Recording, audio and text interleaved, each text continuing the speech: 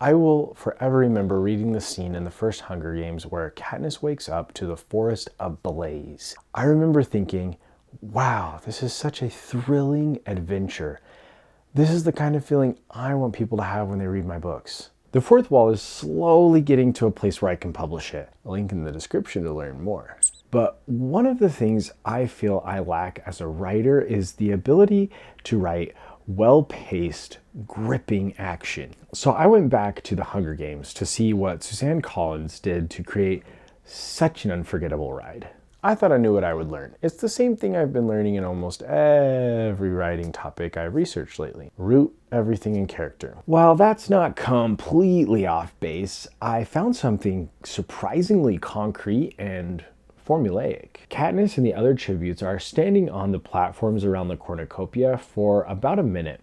Katniss spends that minute getting her bearings. She sees where the other tributes are. She sees the bow and arrows. Once the stage is set, Katniss shifts to setting the emotional stage. She contemplates whether she should listen to the counsel she received, to ignore the cornucopia and run for cover, or if she should try to get a weapon. She's assessing her best chance of survival and weighing in on how she feels about each option. We could also call this setting the stakes. The countdown ends and Katniss acts. She runs for the bow and arrows. The other tributes move too, and the scene that was previously set up now is different. So guess what? It's time to set the physical stage again. This time it's more of an update and it's short. Blink and you'll miss it. And since the physical stage has changed, we also need to update the emotional state and the stakes.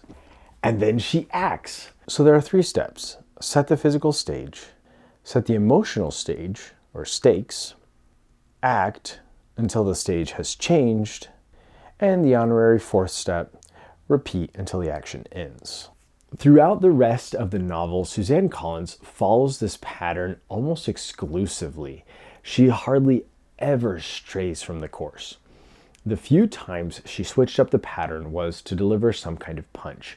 For example, I remember a couple of times she ended a chapter in the middle of the cycle, and then the first lines of the next chapter didn't always pick up in the pattern where it left off. I'm excited to apply this to the fourth wall. I think my style has been to do a huge set the scene before the action starts and then plow through the action.